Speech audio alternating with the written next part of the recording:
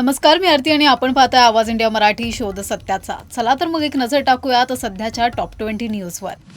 बुलढाणा जिल्ह्यातील समृद्धी महामार्गावर एक खासगी प्रवासी बस सकाळी 6च्या सुमारास अपघातग्रस्त झाली. यामध्ये 1.5 वर्षाच्या चिमुकल्याचा दुर्दैवी मृत्यू झाला असून 25 प्रवासी जखमी झाले आहेत.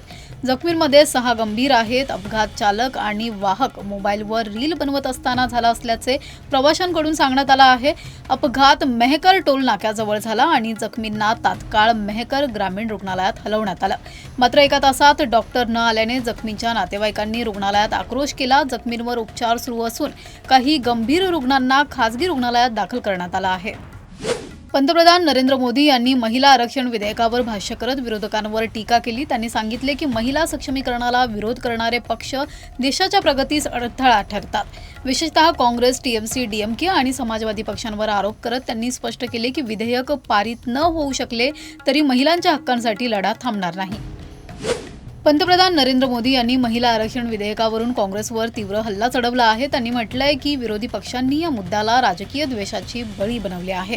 मोदींनी जनतेला विश्वास दिला की भाजप आणि एनडीए महिलांच्या अधिकारांसाठी सतत लढणार आहेत. त्यांनी काँग्रेसवर आरोप केला की त्यांनी महिलांच्या अधिकारांवर दरोडा टाकला आहे आणि डिलिमिटेशन नंतर महिलांना जास्त जागा मिळणार असल्यामुळे काँग्रेस आणि त्यांच्या मित्रपक्षांनी या विधेयकाला विरोध केला आहे.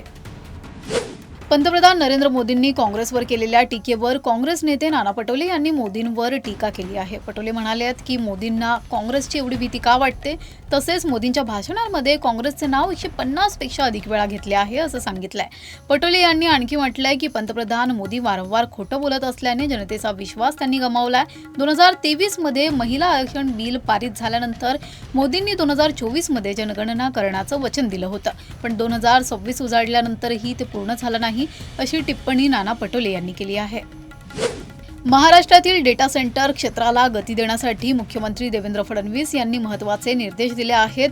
राज्यात मध्य आशियातील अनेक कंपन्या गुंतवणूक करण्यासाठी उत्सुक असून त्यांना त्वरित जागा उपलब्ध करून देण्याची प्रक्रिया जलद केली जाईल. मुख्यमंत्री फडणवीस यांनी डेटा सेंटर प्रकल्पांसाठी आवश्यक सर्व प्रक्रिया ठराविक कालमर्यादेत पूर्ण करण्याची सूचना दिली. विशेषतः जमीन उपलब्धतेला प्राथमिकता देण्यात येणार आहे. वीज पुरवठ्याला प्राधान्य देण्याचेही निर्देश दिले आहेत. अजितदादांच्या बारामती येथील विमान अपघाताने महाराष्ट्र हादरला होता. आमदार रोहित पवार यांनी VSR कंपनी आणि तिचे मालक VK सिंग यांच्यावर आरोप करत विमानांची सदोषता आणि बड्या राजकीय शक्तींचा हात असल्याचे म्हटले आहे. कंपनीची विमान सदोष असल्याचं कर्मचाऱ्यांनीही सांगितलं. यासोबतच VSR कंपनीच्या वादळी बैठकीनंतर मोठा खुलासा झाला आहे. बंधू अशोक खरातच्या मोबाईलमधून डिलीट केलेला डाटा फॉरेन्सिक लॅबच्या सहाय्याने रिकव्हर करण्यात आला आहे. खरातने त्याच्या मोबाईलमधील चॅट्स, फोटो, व्हिडिओ आणि फोन नंबर डिलीट केले होते. मात्र सायबर तज्ज्ञांनी सर्व माहिती पुन्हा मिळवली. त्यामुळे याचे अनेक धक्कादायक कनेक्शन समोर येण्याची शक्यता आहे. आज खरातला न्यायालयात हजर करण्यात येणार आहे, जिथे त्याला 4थ्या आणि 5व्या गुन्ह्यात न्यायालयीन कोठडी सुनावली जाणार आहे. 4थ्या गुन्ह्यात न्यायालयाने 30 तारखेपर्यंत कोठडी दिली आहे आणि SITच्या कोठडीत त्याचा मुक्काम वाढण्याची शक्यता आहे. नाशिकमध्ये समृद्धी महामार्गावर शुक्रवारी झालेल्या भीषण अपघातात शिवनिका ट्रस्टचे उपाध्यक्ष जितेंद्र शेळके आणि त्यांची पत्नी मृत्युमुखी पडले. अपघात धोत्रे गावाजवळ झाला, जेव्हा त्यांची कार भरधाव वेगात कंटेनरला धडकली. यामध्ये मुलगा गंभीर जखमी झाला. कंटेनर चालक जमाल वारिस यांनी पोलिसांना सांगितले की रेडिएटर पाईप लीक झाल्यामुळे तो हळू वेगाने चालला होता, पण कारने धडक दिली. पोलिसांकडून या प्रकरणाची चौकशी सुरू असून घातपाताची शक्यताही व्यक्त केली जात आहे.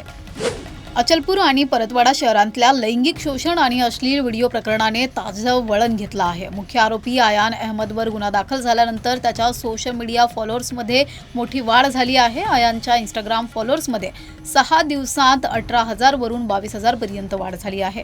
पोलिसांनी दिलेल्या माहितीनुसार आयान एक ब्लॉगर म्हणून सोशल मीडियावर सक्रिय होता आणि त्याने अनेक मुलींशी मैत्री केली होती. त्याच्या विरोधात तपास सुरू असून त्याने काही मुलींचे शोषण केल्याची शक्यता तपासली जात आहे. सोशल मीडियावर आरोपीच्या फॉलोअर्सच्या वाढीमुळे समाजाच्या मानसिकतेवर प्रश्न उभे राहिले आहेत. केंद्र सरकारने 1 जानेवारी 2026 पासून केंद्र सरकारी कर्मचाऱ्यांच्या महागाई भत्त्यात आणि महागाई सवलतीत 2% वाढ करण्याचा निर्णय घेतला आहे.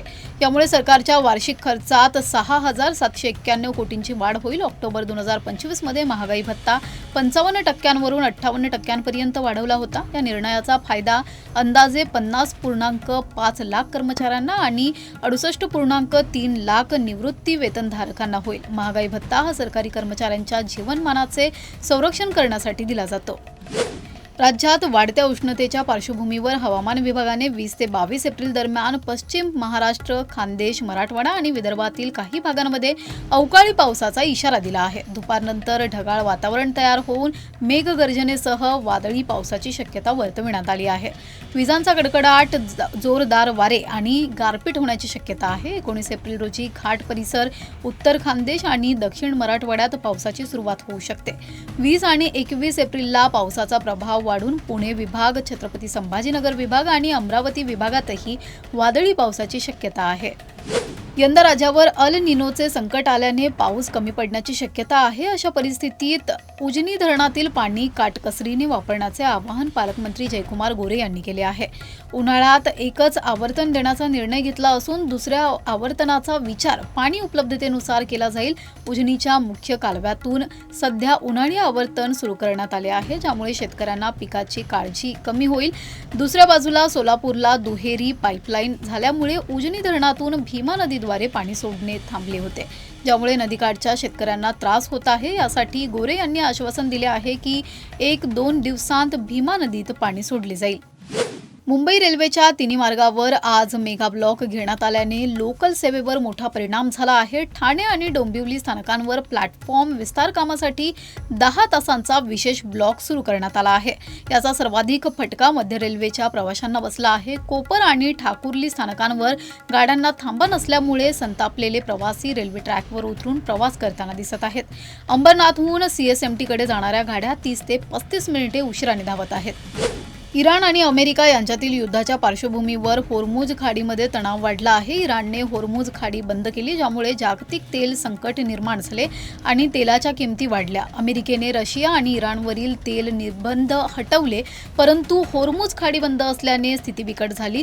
अनेक प्रयत्नांनंतरही अमेरिकेला खाडी खुली करण्यात यश आलं नाही आणि त्यांनी इतर देशांची मदतही मागितली. नंतर इराणने होर्मुझ खाडी खुली करण्याची घोषणा केली, परंतु भारतीय जहाजावर गोळीबार झाला. अमेरिकेचे राष्ट्राध्यक्ष डोनाल्ड ट्रम्प यांनी होर्मुझ खाडीतील तणावावर प्रतिक्रिया दिली आणि इराणला जगाला ब्लॅकमेल करण्याची परवानगी दिली जाणार नाही अशी ठणकावून सांगितलंय. ट्रम्प यांनी म्हटलंय की इराणने अनेक वर्षांपासून अस्थिरता पसरवली आहे आणि अमेरिकेची नाकेबंदी कायम राहणार आहे. आज कोलकाता नाईट रायडर्स आणि राजस्थान रॉयल्स हे संघ ईडन गार्डन्सवर आमनेसामने येणार आहेत. कोलकाता नाईट रायडर्स ही स्पर्धेतील आपल्या पहिल्या विजयाच्या शोधात आहे, कारण त्यांना आतापर्यंत 6 सामन्यांमध्ये 5 पराभव स्वीकारावा लागला आणि 1 सामना रद्द झाला आहे. अजिंक्य रहाणेच्या नेतृत्वाखाली या संघाला घरच्या मैदानावर विजयी होण्याची संधी मिळणार का हे पाहणं महत्त्वाचं ठरेल. दुसरीकडे राजस्थान रॉयल्सच्या खेळाडूंचा फॉर्म चांगला असून ते आपल्या पराभवानंतर पुन्हा विजयाच्या मार्गावर परतण्याचा प्रयत्न करणार आहेत. काल झालेल्या सामन्यात सनरायझर्स हैदराबादने अटीतटीच्या लढतीत चेन्नई सुपर किंग्सचा 10 धावांनी पराभव केला. हैदराबादने 200 धावांचे लक्ष्य ठेवले, ज्यात अभिषेक शर्माने 59 धावा तर हेनरिक क्लासेनने 59 धावा केल्या. चेन्नईच्या गोलंदाजांनी शेवटच्या षटकात पुनरागमन केल्यामुळे हैदराबादला 200 पार करता आले नाही. चेन्नईचा फलंदाज आयुष म्हात्रे आणि इतर खेळाडूंनी चांगली झुंज दिली, पण हैदराबादच्या गोलंदाजांनी महत्त्वाच्या वेळेस विकेट्स घेऊन गेमचा निकाल निश्चित केला. विशेषतः ईशान मलिंगाने सरफराज खान आणि मॅथ्यू शॉर्ट यांना बाद करून चेन्नईला मोठा धक्का दिला. अंतिम षटकात प्रफुल्ल हिंगेच्या यॉर्कर्समुळे हैदराबादला विजय मिळवता आलाय. IPL 2026च्या 27व्या सामन्यात हैदराबादच्या मैदानावर अभिषेक शर्माने चेन्नई सुपर किंग्स विरुद्ध अप्रतिम फलंदाजी केली. त्याने 15 चेंडूत अर्धशतक झळकावून स्वतःचा सर्वात जलद अर्धशतकाचा विक्रम मोडला. अभिषेकने 22 चेंडूत 59 धावा केल्या, ज्यात 5 चौकार आणि 4 षटकारांचा समावेश होता. या खेळीसह त्याने IPL कारकिर्दीत 2000 धावांचा टप्पाही गाठला. सध्या त्याच्या फॉर्ममध्ये असलेल्या अभिषेक शर्माने 6 सामन्यात 179 धावा केल्या आहेत. हिंदू धर्मातील अत्यंत शुभ मानल्या जाणाऱ्या 3.5 मुहूर्तांपैकी एक असलेल्या अक्षय तृतीयेचा सण आज मोठ्या उत्साहात साजरा होत आहे। या दिवशी केलेली गुंतवणूक आणि खरेदी घरात समृद्धी घेऊन येते, म्हणूनच अनेक जण या दिवशी सोने खरेदी करण्याला प्राधान्य देतात। यंदा जागतिक बाजारपेठेतही घडलेल्या घडामोडींमुळे सोने चांदीच्या किमतीत मोठी वाढ झाली आहे। आज सोन्याचा दर 1,57,000 रुपये प्रति 10 ग्रॅम पर्यंत पोहोचला आहे, तर चांदीच्या किमतीही ऐतिहासिक वाढ झाली आहे। अक्षय तृतीया हा दिवस वैशाख महिन्याच्या शुक्ल तृतीयेला येतो आणि त्याला अविनाशी किंवा कधीही कष्ट न होणारा असा अर्थ दिला जातो। त्रेतायुगाच्या प्रारंभाशी संबंधित असलेल्या या दिवशी भगवान विष्णू आणि माता लक्ष्मीची पूजा केली जाते, ज्यामुळे घरात सुख समृद्धी आणि आशीर्वाद येतात। अक्षय तृतीया हा 3.5 मुहूर्तांपैकी एक प्रमुख मुहूर्त आहे। या दिवशी सोने चांदी खरेदी करण्याची परंपरा आहे आणि नवीन व्यवसाय सुरू करणे, गृहप्रवेश किंवा विवाह यासाठी हा दिवस अत्यंत शुभ मानला जातो। पूजा, व्रत आणि दान यांसारख्या शुभकार्यांची विशेष महत्त्वता असते, ज्यामुळे अविनाशी पुण्य मिळवता येते। आज राज्यासह देशभरात अक्षय तृतीयेचा उत्साह दुणावला आहे। मुंबईतील प्रसिद्ध श्री मुंबादेवी मंदिरात विशेषतः विविध जातींच्या आंब्यांनी मंदिरांची आकर्षक सजावट करण्यात आली आहे। आंबा महोत्सव निमित्त विविध रंगीबेरंगी आंब्यांच्या थाळ्या आणि सजावट पाहण्यास भेट देणाऱ्या भाविकांच्या लांबच लांब रांगा लागल्या आहेत। या वर्षीचा हा महोत्सव एक अनोखा आणि वैविध्यपूर्ण अनुभव देत आहे। अक्षय तृतीयेच्या पवित्र दिवशी आंब्यासोबत मंदिरात भक्तीचा माहोल देखील वातावरणात गोडवा आणत आहे। सध्या या बातमीपत्रात एवढंच। पुढील घडामोडींसाठी बघत रहा आवाज इंडिया मराठी, शोध सत्याचा।